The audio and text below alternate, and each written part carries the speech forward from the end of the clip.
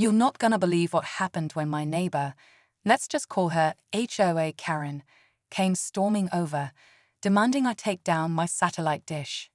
She was waving papers, yelling about HOA rules, and saying it was an eyesore that broke community guidelines. Thing is, this wasn't just any satellite dish. What she didn't know, what she couldn't know, is that this dish isn't mine. It's actually owned by the Department of Defense. Yep, DoD property.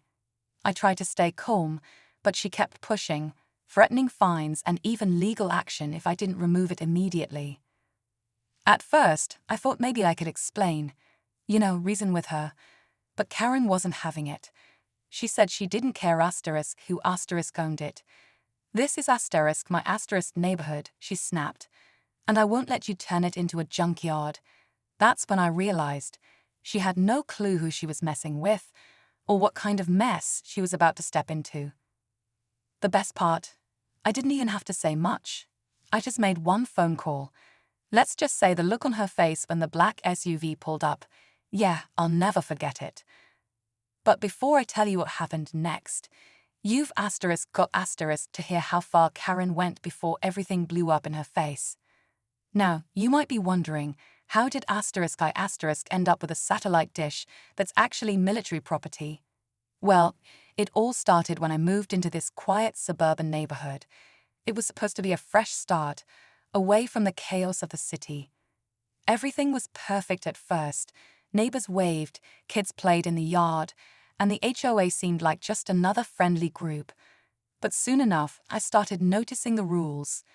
No fences higher than 4 feet, no bright-colored mailboxes, and of course the big one.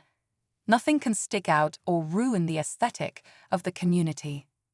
It all seemed fine until I got a signal issue with my TV. The local cable wasn't cutting it, and I needed something more reliable for my work. That's when I found out about the satellite dish that had been installed by the previous homeowner. It was old but still working, and it was clearly not your typical setup. As I started to learn more about it, I realized this wasn't just a regular satellite connection. It was part of a larger, high-security communications system.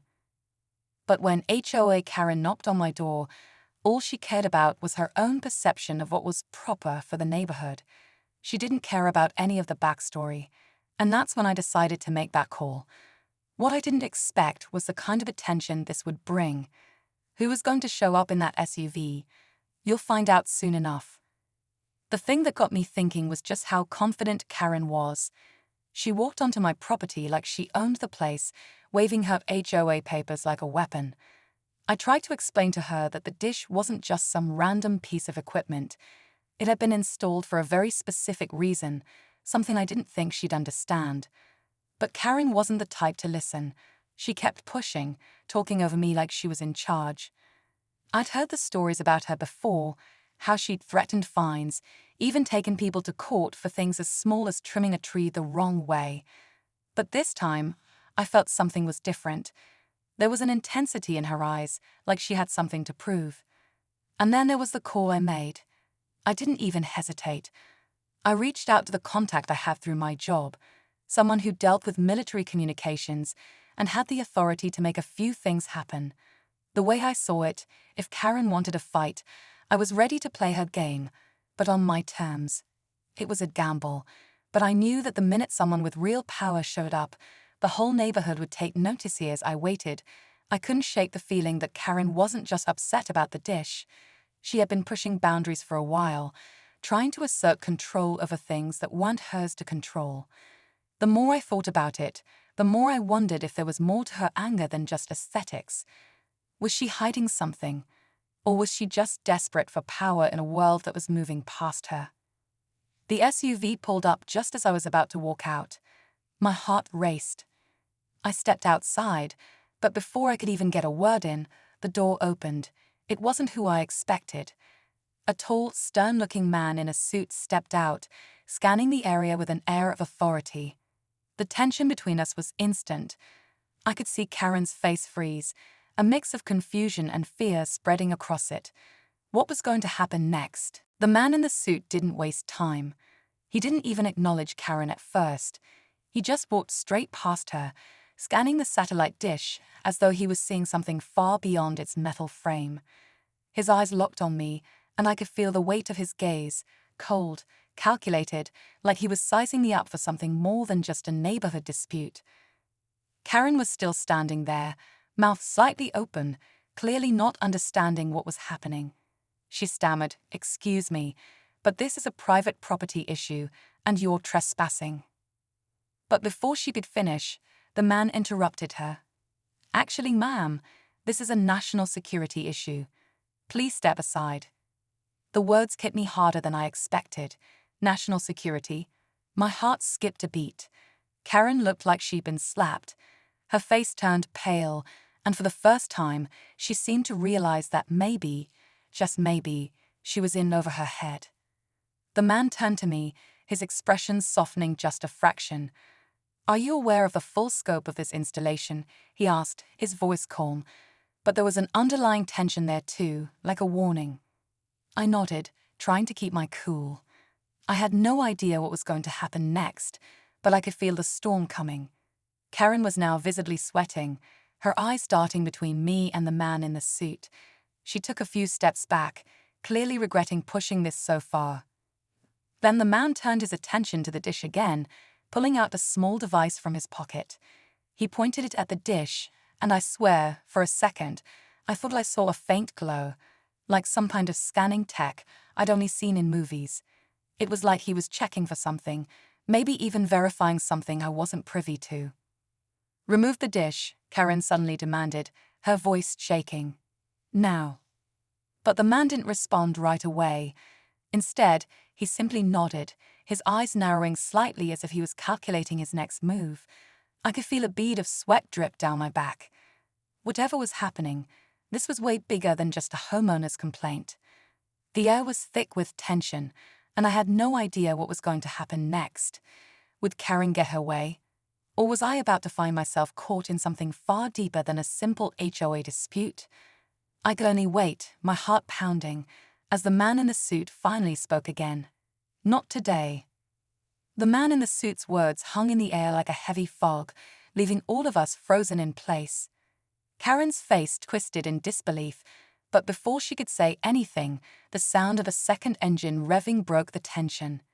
Another vehicle pulled up, this one sleek and black, way too fancy for a typical neighborhood car.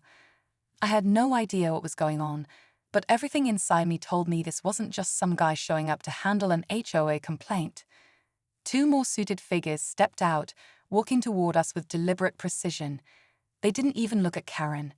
It was as if she wasn't even part of the equation anymore. One of them handed something over to the man I'd first seen, the one who had been scanning the dish. The new arrival didn't say a word. He just stood there, a quiet, looming presence. Karen's eyes darted between them, her anger boiling over as she blurted out, "Who the hell are you people?" Her voice cracked.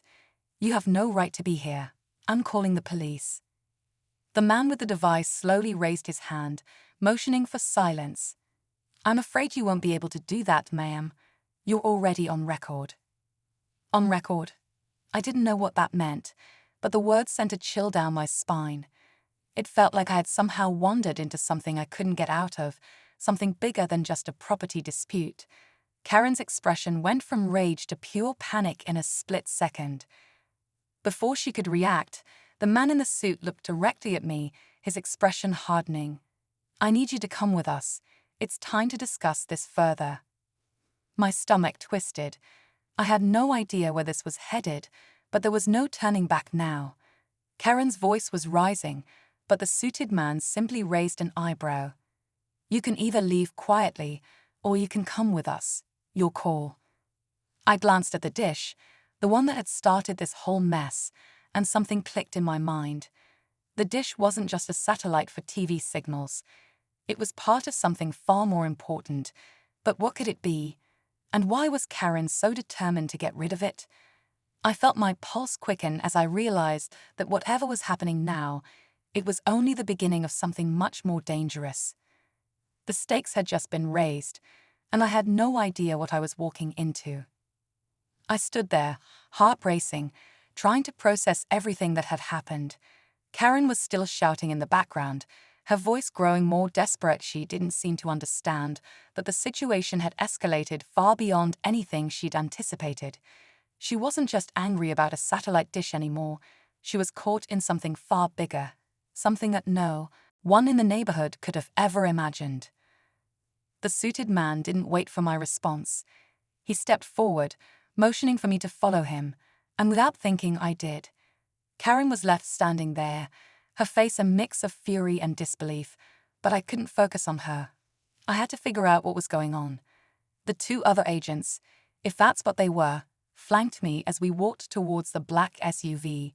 The door opened, and the man in the suit slid inside, gesturing for me to join him. Inside, the atmosphere was cool and controlled. The other agents didn't speak, but the man in the suit finally broke the silence, his tone calm but sharp. You've been unknowingly in possession of something critical. This dish is not just for television. It's part of a larger communications network used by federal agencies. It's linked to national security programs, high-level encrypted data, and it's been under our protection for years. I couldn't believe what I was hearing. I'd always thought a satellite dish was just some leftover tech from the previous homeowner. But it turned out to be part of something far more dangerous. My mind raced, trying to wrap around the implications. Why had it ended up at my house? Who knew about it?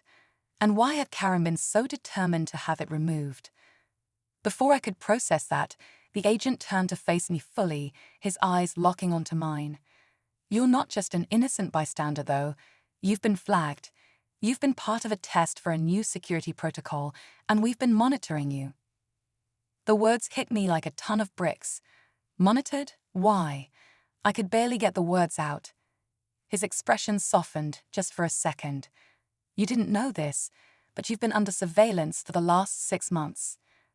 We've been monitoring your activities as part of a security test, an evaluation of how well we could integrate covert communication systems into civilian neighborhoods. You're part of a program we've been testing, and that satellite dish is a key part of it. I was stunned. How had I ended up in this? It felt like something out of a spy thriller, but it was real. And then came the final twist. Just as I was starting to grasp what was going on, the man looked at me with a grim expression. The real issue, though, he continued, is that Karen wasn't acting alone. She's been working with a group who's been trying to compromise the system, trying to steal this tech for their own use. Suddenly, everything clicked. Karen hadn't just been some nosy neighbor. She had been trying to bring down something far bigger than any of us realized. And now, as I sat there, surrounded by agents, I knew that my quiet suburban life was over. But the biggest surprise of all came when the agent finally spoke again. You're not going back. You're coming with us. There's more at play here than you can possibly imagine. And that was the moment I realized that whatever was going to happen next, whatever came after this, it was going to be far more dangerous than anything I had ever experienced. As the SUV sped through the streets, I couldn't shake the overwhelming sense of confusion and disbelief. My mind raced, trying to comprehend everything that had happened. The agents spoke in low tones, discussing security protocols and next steps, but I barely registered it. The dish, Karen, the national security threats, it was all too much to process. What had started as a neighborhood dispute had spiraled into something I couldn't have imagined in my wildest dreams. Eventually, we arrived at a secure facility, far from the quiet suburban neighborhood I once knew. The agents led me into a room where I was briefed on the full scope of what had been going on. The satellite dish wasn't just a piece of tech, it was the key to a covert communications network. Karen, it turned out, had been working for a group trying to infiltrate this system for months. Her role in the whole thing had been far more sinister than I could have imagined. In the end, I was cleared of any wrongdoing. They explained that I'd unwittingly become involved in a covert operation, and though I had been monitored, I was never in danger. But as I left that facility, I couldn't shake the feeling that my quiet life had been altered forever. The suburbs would never feel the same, and neither would I.